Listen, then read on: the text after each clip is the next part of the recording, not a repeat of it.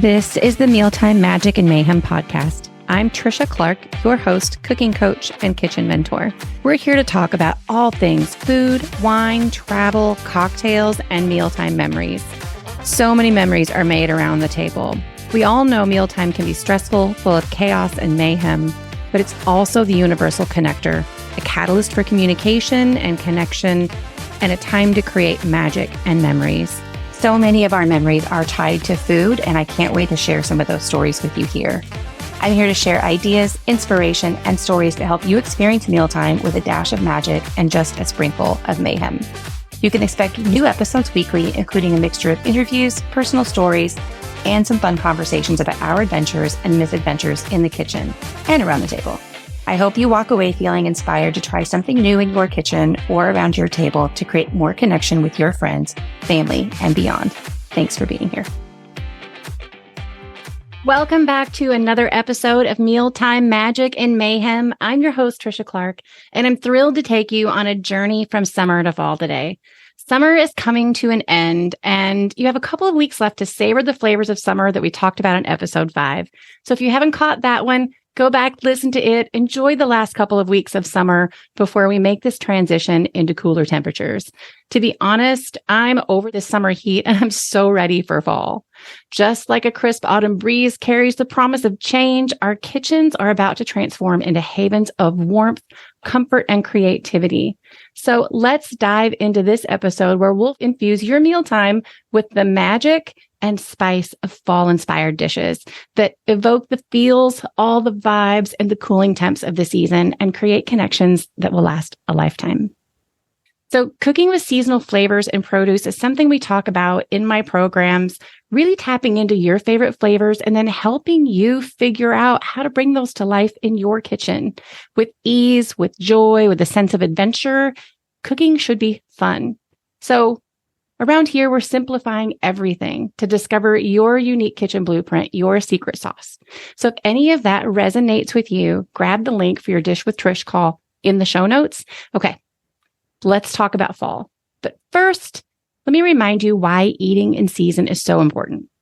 The cost of seasonal fruits and vegetables is usually far less because you're not paying extra for the transport or shipping.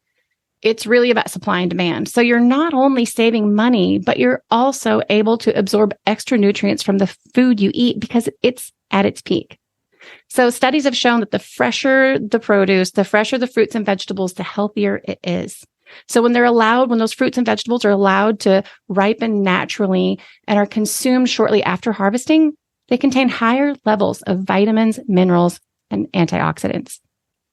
So eating in season is something I highly recommend, and my goal is to come to you with an episode for every season of the year to help you tap into those fresh flavors full of all the season's goodness.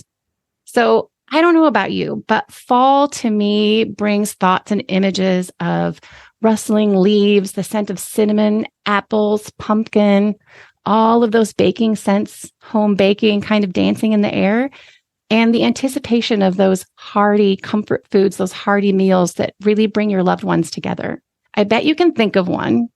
I bet you can think of a mealtime memory of fall dish or dessert. Maybe it's Thanksgiving. Maybe it's Halloween. But I bet there's a dish or a meal you can think of that really brings a smile to your face and brings back memories. And that's what food should do, in my opinion. So much like our previous discussions that I mentioned in the Savoring Summer Produce in episode 5, today we're embarking on an adventure that celebrates the richness of all those fall flavors beyond pumpkin spice. Don't get me wrong, I am team pumpkin spice, but y'all, we have gone way overboard. We've gone a little nuts beyond the pumpkin spice latte. Fall has so many other amazing flavors to offer. So many other things outside of apples and pumpkin, while they all have their place and they're amazing. However, if you haven't tried the Dairy Queen Pumpkin Pie Blizzard, I strongly recommend you try one. I have one a year. It's one of my favorites. And if Dairy Queen ever discontinues it, I'm going to be oh so sad. But it's only available in the fall for a limited time. So check one out, try it out. And that's just a little sidebar driven by my own personal taste buds. So let's get started. We're going to begin with the stars of the show, those fall fruits and vegetables. These bountiful treasures really inspire us to craft dishes that capture the essence of the season. So there's that sweet crunch and the juice of the apples. There's that earthy aroma of pumpkins, the warmth of spices like cinnamon and nutmeg. And then you've got vegetables like butternut squash, acorn squash. It's also the winding down of the growing season as we lean more into the root vegetables for their hearty and earthy flavors and longer storage times. So just as we've turned summer produce into vibrant cocktails, we're also going to conjure up some fall-inspired concoctions and libations that'll bring a touch of warmth to your fun to your gatherings and your cooler evenings. Maybe a nice, warming bourbon cocktail around the fire pit. Man, I can smell the smoke around the fire pit. I can smell the cigars. I can hear the music in the background and the sound of my family and my friends laughing around the fire pit. It's truly one of my favorite fall activities. And there's just something really magical about that connectedness and that togetherness and the bringing in of the fall season. And we always do it with cigars and a good cocktail. Now, let's venture into the realm of some savory wonders. Have you ever tried roasted acorn squash? Slice it, roast it in the oven, maybe with a drizzle of honey and topped with some toasted pecans. And then maybe just a little dollop of creme fraiche would be amazing. There's this blend of textures and flavors that really transport your taste buds to a cozy fireside gathering. And then my favorite in the fall is to cook a spiced butternut squash soup that's both soothing and invigorating. But it's really perfect for those chilly autumn nights. And it pairs really nicely with a nice grilled cheese, a panini sandwich, or a hearty salad.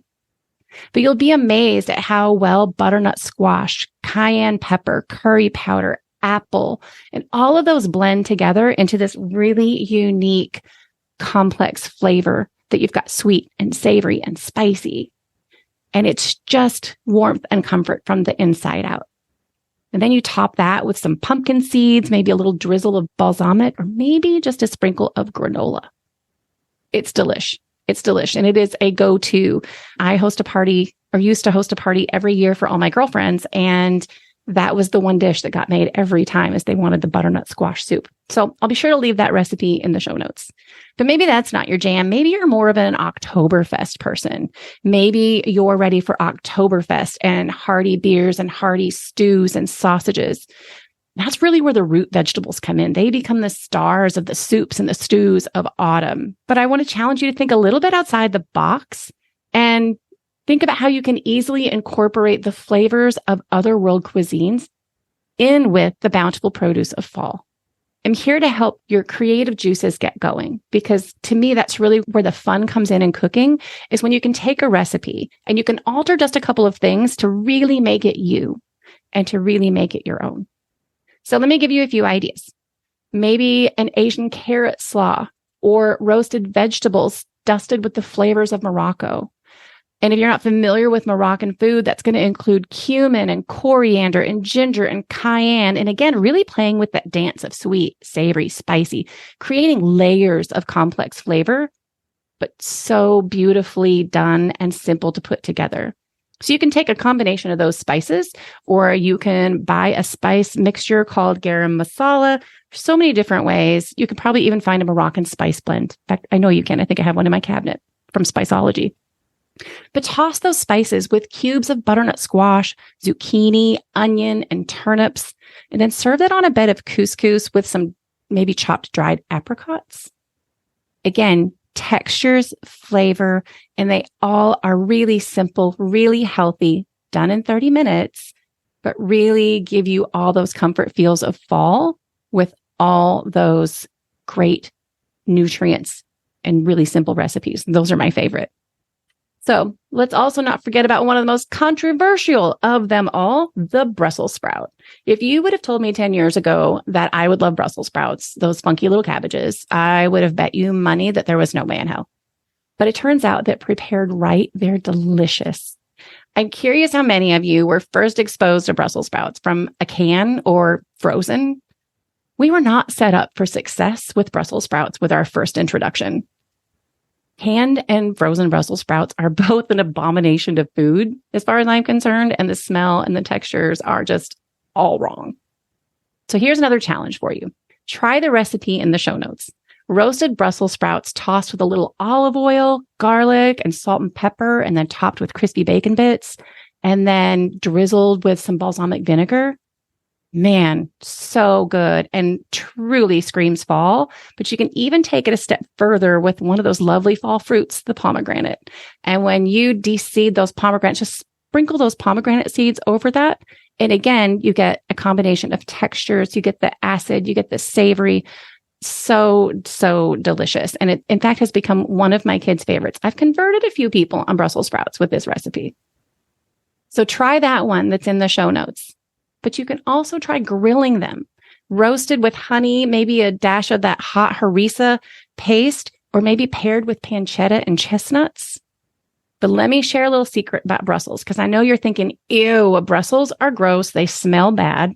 Let me share a little secret. That funky, unpleasant flavor and smell, it really comes from them being overcooked, especially when boiled. And my guess is if you hate Brussels sprouts, you've had them boiled. So no wonder the canned ones smell so incredibly awful. So what you want to do to get rid of that little funk is you want to parboil them in salted water for 2 minutes. Now, I'm listening to the experts here that are Martha Stewart and Gordon Ramsay, and they will tell you to trim and have these little nutritious nuggets before tossing them into salted boiling water. And then just leave them in for 2 minutes and then take them out of the water, put them under cold running water, and then roast them or saute them into their final flavors. This reduces the bitterness, and that roasting brings out their sweetness. It's a whole different side to Brussels sprouts. Okay, enough about Brussels sprouts, but they really do get a bad rap, and they're full of nutritional goodness. They're full of fiber, vitamin K, omega-3s. They're so delicious, and they're so good for you. And they even help combat blood sugar issues, and they're a great food for diabetics.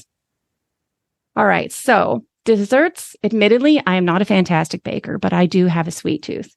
My favorite fall desserts are things like caramel dipped pears with just a sprinkle of sea salt, or maybe a fig and walnut tart that really feels indulgent.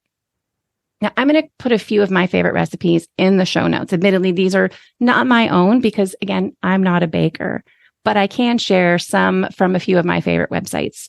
So occasionally on Thanksgiving, I make this amazing pear hazelnut tart, and it's so good, but it comes from Southern Living. I also love a really simple pear crisp. And then another fun one that's really more up my baking alley is a 3-ingredient dump cake using pumpkin, cream soda, and a spice cake mix. Like, you can literally mix the cake mix with the soda and then just add dollops of that pumpkin throughout and bake it. So easy, so simple, and you get all of those flavors. I would love to hear from you what your favorite fall desserts are. And if you have a recipe that you could share with me, I need to try. Are you ready to shift to cocktails? So first up, one of my concoctions is I call it the fireside flannel. Now, this is really bringing together bourbon, apple cider, a splash of winter spiced simple syrup, lemon juice, and bitters. Now, winter spice simple syrup, some of that might sound complicated, but the truth is simple syrups are so easy to make. It is simply equal parts sugar and water, and then you can add a tea bag full of whatever flavors you want to infuse it with. I'll leave you some fun recipes in the show notes for the cocktails and the simple syrups. I encourage you to play with those because they really can change up your cocktails, and you can use them with a variety of spirits and a variety of cocktails just to add a fun little twist. Now, you could also make that fireside flannel with some fresh apple slices and muddle those with a dash of cinnamon and a squeeze of lemon, and maybe omit the apple cider and just add some sparkling apple juice. Adding that hint of bourbon and that sparkling apple cider really embodies that essence of those crisp fall apple flavors and those crisp fall evenings. But remember, much like the watermelon mojitos we talked about in episode 5 that we explored, you can mix and match the fruits and the spirits to discover your own signature concoction. Another one of my favorite fall cocktails, and it could be winter, is called the Toasted Russian. This is kind of a fun take on the White Russian, but you're going to use amaretto, some coffee liqueur. My favorite is Liquor 43 Barista, but you can also use Kahlua. The Patron Espresso is really good. But then you're going to add some white chocolate liqueur and a little bit of milk, cream, or half and half. Again, you can find all of these recipes in the show notes, but I hope they've inspired you to try some new things, to really lean into the fall flavors and get excited about this next season. As we delve into these fall flavors, remember that the magic lies in your willingness to experiment and play with ingredients. Embrace the unexpected and just let your creativity guide you in the kitchen. The worst case scenario is somebody doesn't like it and you tweak something about it or you scrap it and you know it doesn't work. They're experiments and they're meant to be fun. Do the experiments. Bring your kids into the kitchen for some of these experiments, or bring your partner or your spouse in and create one of those signature cocktails that represents your journey together, your favorite flavors, and really have some fun with it. So whether you're sipping on a fireside flannel, a hot toddy, or savoring a warm butternut squash soup, or relishing a spiced dessert, you're not just nourishing your body, you're creating moments of connection. Interesting food creates conversation. So just like the changing leaves, our meals can evolve into experiences that bring us closer to our loved ones, sparking conversations that really warm our hearts. So that concludes today's episode of Mealtime Magic and Mayhem. I hope you're inspired to infuse your fall meals with the splendor of the season's flavors. Don't forget to check out the show notes for the recipes that I talked about today. And if you enjoyed this episode, hit that follow button, subscribe, and leave us a review. And remember, when we embrace the mayhem and infuse a touch of magic, life and food are just more fun. If you need help getting started on that journey to shift your energy into experimentation and fun and connection, that's where my superpowers come in. Check out my website, book your dish with Trish call, and let's see how I can help you on this flavorful adventure. Thank you for joining me. And until next time, may your fall flavors be as enchanting as the season itself. Thanks so much for listening. And if you enjoyed this episode, please go hit that follow button, subscribe, leave us a review. And if you're ready to change what mealtime looks like for you, breaking that cycle of chaos and having more fun in the kitchen, build some confidence and discover your love of cooking, schedule your free Dish with Trish call at the link in the show notes. We'll chat a few minutes and you'll walk away with personalized strategies to take your mealtime routine from tired to inspired. See you next time.